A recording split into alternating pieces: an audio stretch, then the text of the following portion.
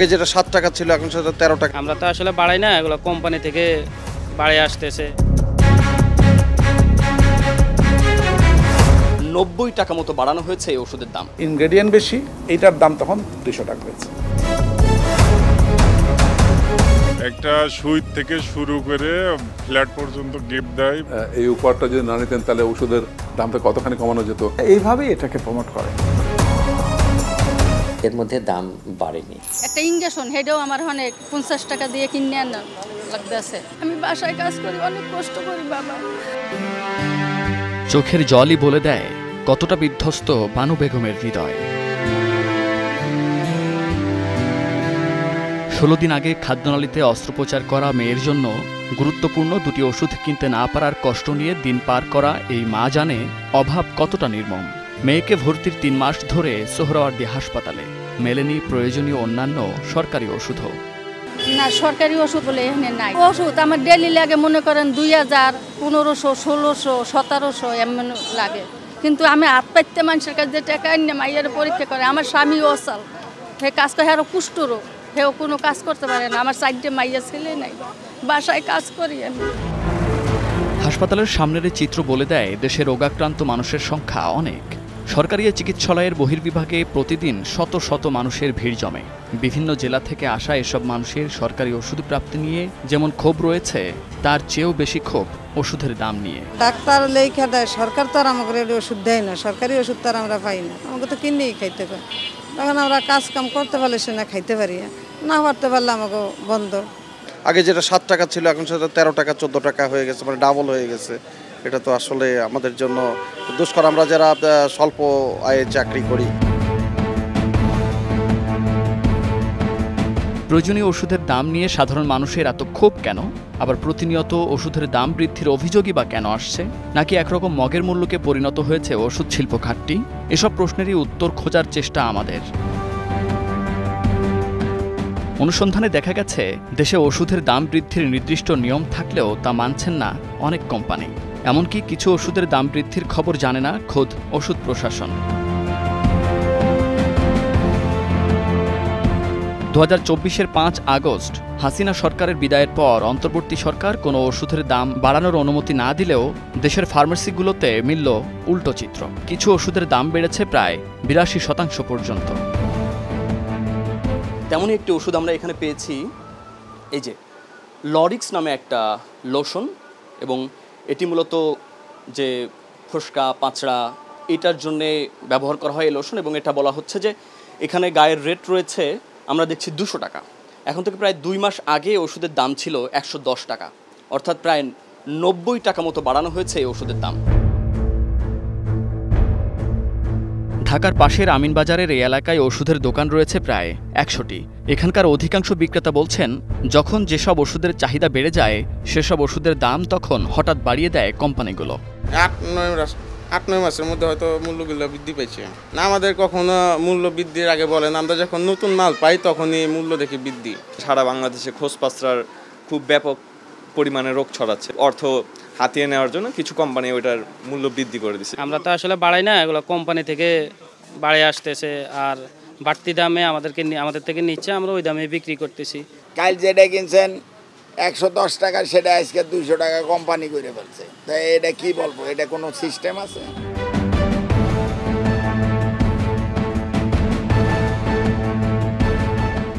বিক্রেতাদের কথার সূত্র ধরে লরিক্স প্লাসের দাম বৃদ্ধির কারণ জানতে আমরা যাই অফসনিন ফার্মাসিউটিক্যালসে।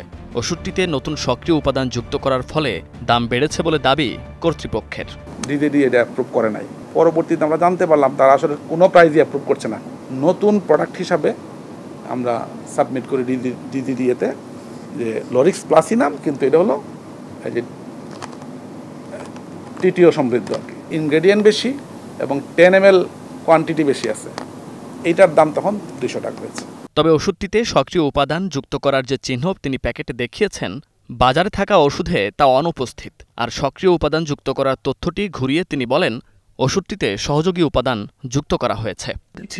এটাকে কেন্দ্র করে আপনারা নতুন প্রোডাক্ট হিসেবে যেটা বললেন যে ফর্মুলেশন, নতুন ফর্মুলেশন, তা আপনি যখন 70 ml যুক্ত করলেন, তাহলে এইটা যুক্ত করতে মারা কোথায় ছিল? এখন প্রশ্নতে আমরা টিটি অয়েলটা স্টেজ চিহ্নটা অ্যাড করতে পারি না ইউজ, তাড়াতাড়ি মার্কেটে এক্সেশন চলে।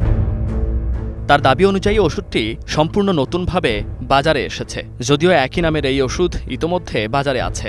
যেহেতু ওষুধটিতে সহযোগী উপাদান যুক্ত করা হয়েছে, তাই এটি কি নতুন ওষুধ হিসেবেই গণ্য হবে নাকি দাম বৃদ্ধির নিছক কৌশল মাত্র? প্রশ্ন ছিল এই ওষুধ বিশেষজ্ঞের কাছে। এক্সিপিয়েন্ট শব্দটাকে আপনার যতটা শুনলে মনে হয় কি এটা একটা অপ্রয়োজনীয় মনে হয়, আসলে এটা হচ্ছে একটা ওষুধের কোয়ালিটির জন্য সবচেয়ে গুরুত্বপূর্ণ জিনিস। ফার্মাকোলজিক্যাল ইফেক্ট যে সবসময় শুধু অ্যাক্টিভ ইনগ্রেডিয়েন্টটাই দেয় বিষয়টা ওরকম নয়, এক্সিপিয়েন্টেরও কিন্তু ফার্মাকোলজিক্যাল ইম্প্যাক্ট আছে।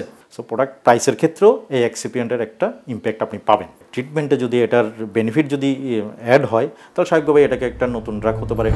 আর ওষুধের দাম বৃদ্ধির বিষয়টি ওষুধ প্রশাসনকে জানানোর নিয়ম থাকলেও অফসনিনের এই ওষুধটির দাম বৃদ্ধির বিষয়ে কিছুই জানেন না ওষুধের নিয়ন্ত্রক সংস্থা। ওষুধের দাম সরকার আর বাড়ায়নি, কিন্তু ওষুধ কোম্পানিগুলো লাস্ট 1 বছরের মধ্যে বাড়িয়েছে, এরকম কোনো তথ্য আপনার কাছে আছে কিনা? না, এরকম তথ্য আমার কাছে ওইভাবে নেই। এই কাছাকাছি সময় ধরেন প্রায় বর্ষখানেক এর মধ্যে দাম বাড়েনি। এমন হতে পারে যে কোনো প্রোডাক্টে হয়তো দাম ওনারা বাড়িয়ে রেখেছেন কিন্তু মার্কেটে দেননি। তারপরেও যদি এরকম কোনো রেফারেন্স থাকে আপনার কাছে, যদি একটু দয়া করে আমাদের জানান, অবশ্যই আমার টিম কাজ করবে এই বিষয়টা। সম্প্রতি বিভিন্ন কোম্পানির ব্যথানাশক ওষুধের দাম বেড়েছে 2 থেকে 8 টাকা পর্যন্ত। দাম বেড়েছে এমন ওষুধের তালিকাটা বেশ দীর্ঘ। অ্যান্টিবায়োটিকে কোম্পানি ভেদে প্রতি ট্যাবলেটের দাম বেড়েছে 10 থেকে 20 টাকা পর্যন্ত। এসব ওষুধের দাম গেল 8 থেকে 9 মাসের মধ্যেই বেড়েছে। তবে ওষুধ কোম্পানিগুলোর নিষেধাজ্ঞার কারণে বিক্রেতারা অনেকেই জানাতে চান না দাম বৃদ্ধির খবর।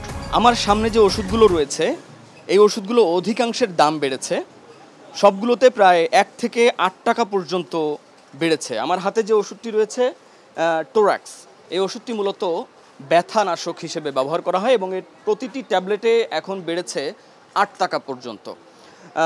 অর্থাৎ আগে বিক্রি হতো এটি 12 টাকা এবং এখন বিক্রি হচ্ছে সেটি 20 টাকা করে পিস।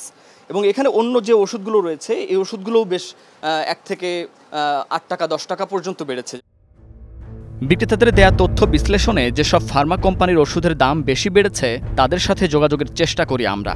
মুঠোফোন, হোয়াটসঅ্যাপ এবং ইমেইলে দাম বৃদ্ধির বিষয়ে জানতে চাইলে তারা কোনো প্রতিক্রিয়া বা উত্তর জানায়নি। স্বাস্থ্য অর্থনীতিবিদরা বলছেন, বর্তমানে একজন রোগীর মোট চিকিৎসা ব্যয়ের প্রায় 65% খরচ হচ্ছে ওষুধ ক্রয়ে। জীবন রক্ষাকারী এসব ওষুধের লাগামহীন দাম বৃদ্ধির কারণ কি? গরুর দুধ যিনি বিক্রি করেন তাকে যদি বলেন যে ভাই দুধের কোয়ালিটি তুমি নিশ্চিত করো, তো দিন দিন কিন্তু দুধের মধ্যে শেষ পর্যন্ত দুধের মধ্যে পানি মিশানো হবে না, পানির মধ্যে দুধ মেশানো হবে। মেডিকেল রিপ্রেজেন্টেটিভ বা প্রোডাক্ট প্রমোটার যারা আসেন তাদেরকে তো পুষতে হয়। সে বেতন তো আর মানে যারা ওষুধ প্রস্তুত করেন তারা নিজের ঘর থেকে নিয়ে আসেন না, রোগীর কাছ থেকে ওঠানো হয়। প্যাকেজিং আপনার বাইরে একটা প্যাকেজিং করলেন, ভিতরে একটা প্যাকেজিং করলেন, ভিতরে প্যাকেজিং দরকার নাই, মানুষ তো প্যাকেজ খায় না, কিন্তু ওইগুলো করে মানে দাম বাড়ানোর একটা আপনার যে মানে একটা জাস্টিফিকেশনের জন্য।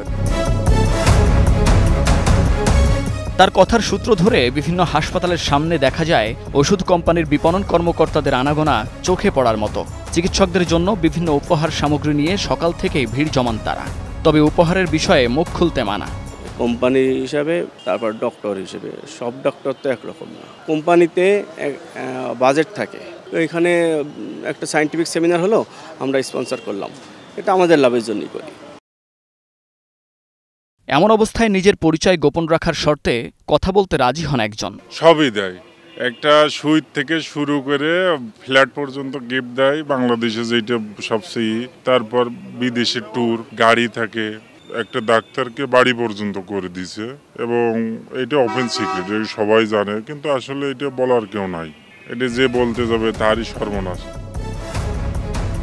মেডিকেল প্রমোশন অফিসার বা মেডিকেল রিপ্রেজেন্টেটিভ নিয়োগ এবং জাঁকজমকপূর্ণ প্যাকেজিংয়ের মাধ্যমে ওষুধের দাম বেড়ে যায় এবং সবথেকে বেশি বরাদ্দ থাকে ডাক্তারদের জন্য, যেখানে বাড়ি, গাড়ি থেকে শুরু করে বিদেশ ভ্রমণ।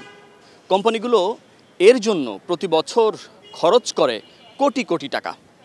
বিশেষজ্ঞরা বলছেন, এটি নিয়ন্ত্রণ করা গেলে প্রতিটি ওষুধের দাম প্রায় কমবে 40% পর্যন্ত। কিন্তু কিভাবে, আমরা সেটি জানার চেষ্টা করব। একটি ওষুধ কোম্পানির মূল্য নির্ধারণের পদ্ধতি বিশ্লেষণ করে দেখা যায়, অ্যাজিথ্রোমাইসিন 500 মিলিগ্রামের একটি ট্যাবলেট উৎপাদন, মার্কেটিং ও বিপণন থেকে সরবরাহ পর্যন্ত খরচ দাঁড়ায় প্রায় 31.5 টাকা। হিসাব অনুযায়ী ওষুধটির ট্রেড মূল্য 34 টাকা হলে প্রতিটি ট্যাবলেটে কোম্পানিটি লাভ করছে প্রায় 2.5 টাকা। হিসাব বলছে উৎপাদন থেকে বাজারে সরবরাহ পর্যন্ত খরচের মধ্যে বড় একটি অংশ যায় মার্কেটিংয়ে, যা প্রায় 45%। এর অধিকাংশ বরাদ্দ চিকিৎসকদের জন্য, যেখানে ইচ্ছামতো খরচ ধরে আয় বাড়ানোর সুযোগ থাকছে। তবে এই প্রথা থেকে বেরিয়ে আসলে ওষুধের দাম প্রায় 40% পর্যন্ত কমতে পারে বলে মত বিশেষজ্ঞদের। মার্কেট প্রমোশন একটা 5 to 10% টাকা খরচ করে প্রত্যেকটা কোম্পানি। 5% হলেও বাংলাদেশের 40,000 কোটি মার্কেটের মধ্যে প্রায় 2,000 কোটি, আর যদি আমি 10% ধরি 4,000 কোটি, তারপর 4,000 থেকে 2,000 কোটি টাকা এইটা জনগণের টাকা, এটা তো কোম্পানি টাকা দিচ্ছে না। ডাক্তারদের বিরাট ভূমিকা এবং ওষুধ কোম্পানি যারা তৈরি করে তারা দুজনে মিলে সম্মিলিতভাবে বলতে হবে যে আমরা কোনো এই ধরনের গিফট দিব না, এবং ওরাও ডাক্তাররা বলবে যে আপনার গিফট দিব না। এতে হবে কি ওষুধের পাবলিক ওষুধের দামটা কমবে, 5 to 10% দাম কমাতে পারবো। প্রাইস যেটা বাজারে বিক্রি হয় আর একটা কস্ট যেটা তৈরি করতে যে খরচ লাগে, তাহলে খরচ আর দামের মধ্যে পার্থক্য কতখানি আছে সেটা দেখার কথা আমরা বলেছি। কাউকে অনেকে অ্যাপার্টমেন্ট গাড়ি এগুলো নাকি দেওয়া হয়, সবাই নেন ব্যাপারটা এরকম না। এই উপহারটা যদি না নিতেন তাহলে ওষুধের দামটা কতখানি কমানো যেত, অন্তত 40% দাম কমানো যেত। তবে বিষয়টিকে এভাবে দেখছেন না ওষুধ শিল্প মালিকরা। যেহেতু ওষুধের বিজ্ঞাপন দেয়া যায় না, তাই এভাবেই ওষুধের প্রচার করবেন তারা।